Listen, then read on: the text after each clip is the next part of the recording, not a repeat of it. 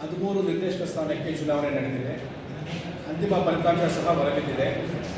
ಇದರಲ್ಲಿ ನಂಬರ್ 1 ಕ್ಷೇತ್ರ ಚಿಕ್ಕಬಳ್ಳಾಪುರದಿಂದ NC ವೆಂಕಟೇಶ್ ಅವರು 54 ಮತ ಪಡೆದು ತಮ್ಮ ಎದುರಾಳಿಯಾದಂತಹ ಯಲವಳ್ಳಿ ರಮೇಶ್ ಅವರಿಗಿಂತ 24 ಮತಗಳ ಅಂತರದಲ್ಲಿ ಜಯಶೀಲರಾಗಿದ್ದಾರೆ. 2ನೇ ಕ್ಷೇತ್ರ ಪೆರೇಸಂದ್ರ, ಇದರಲ್ಲಿ KV ನಾಗರಾಜರವರು 72 ಮತಗಳನ್ನು ಪಡೆದು 60 ಮತಗಳ ಅಂತರದಿಂದ ತಮ್ಮ ಪ್ರತಿಸ್ಪರ್ಧಿ KR ರಾಜಣ್ಣ ಅವರನ್ನು ಅವರ ವಿರುದ್ಧ ಗೆದ್ದಿದ್ದಾರೆ. 3ನೇದು ಮಂಚೇಹಳ್ಳಿ ಕ್ಷೇತ್ರ, ಇದರಲ್ಲಿ J ಕಾಂತರಾಜು ಅನ್ನೋರು 41 ಮತ ಪಡೆದು 12 ಮತದ ಅಂತರದಲ್ಲಿ ಗೆದ್ದಿದ್ದಾರೆ. ಗೌರಿಬಿದನೂರು ಕ್ಷೇತ್ರದಲ್ಲಿ GL ದಿನೇಶ್ ಅನ್ನೋರು 38 ಮತ ಪಡೆದು 1 ಮತದಿಂದ ವೆಂಕಟರೆಡ್ಡಿ ಜೀನ್ ಅವರ ಮೇಲೆ ವಿಜಯಶಾಲಿಯಾಗಿದ್ದಾರೆ. ಗುಡಿಬಂಡೆ ಕ್ಷೇತ್ರದಿಂದ ಆದಿನಾರಾಯಣ ರೆಡ್ಡಿ ಅವರು 37 ಮತಗಳನ್ನು ಪಡೆದು ತಮ್ಮ ಪ್ರತಿಸ್ಪರ್ಧಿಯಾದಂತಹ ಬೈರಾರೆಡ್ಡಿ GB ಅವರಿಗಿಂತ 9 ಮತಗಳ ಅಂತರದಲ್ಲಿ ವಿಜಯಿಯಾಗಿದ್ದಾರೆ.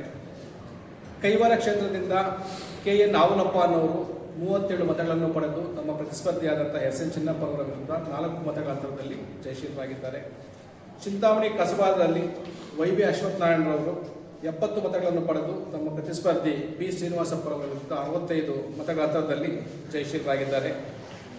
ಚೇಳೂರು ಕ್ಷೇತ್ರದಲ್ಲಿ KN ಕೃಷ್ಣರೆಡ್ಡಿರವರು ತಮ್ಮ ಪ್ರತಿಸ್ಪರ್ಧಿ ಶೇಖರ್ ಬೀರ್ ಅವರಿಗಿಂತ 20 ಹೆಚ್ಚು ಮತಗಳನ್ನು ಪಡೆದು ಒಟ್ಟು 46 ಮತಗಳನ್ನು ಪಡೆದಿದ್ದಾರೆ. 20 ಮತಗಳ ಅಂತರದಲ್ಲಿ ಗೆದ್ದಿದ್ದಾರೆ.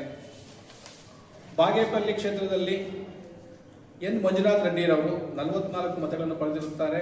ಇವರ ಪ್ರತಿಸ್ಪರ್ಧಿ P ವೆಂಕಟರಮಣ ರೆಡ್ಡಿ ವಿರುದ್ಧ 25 ಮತಗಳ ಅಂತರದಲ್ಲಿ ಜಯಶೀಲರಾಗಿದ್ದಾರೆ. ಶಿಡ್ಲಘಟ್ಟ ಕ್ಷೇತ್ರದಲ್ಲಿ BK ಚೊಕ್ಕೇಗೌಡ ಮತ್ತು ಮುನಿಯಪ್ಪನ ಅವರು ಸ್ಪರ್ಧೆ ಮಾಡಿದರು. ಇದರಲ್ಲಿ ಮುನಿಯಪ್ಪನವರು 56 ಮತ ಪಡೆದು 33 ಮತಗಳ ಅಂತರದಿಂದ ಗೆದ್ದಿದ್ದಾರೆ.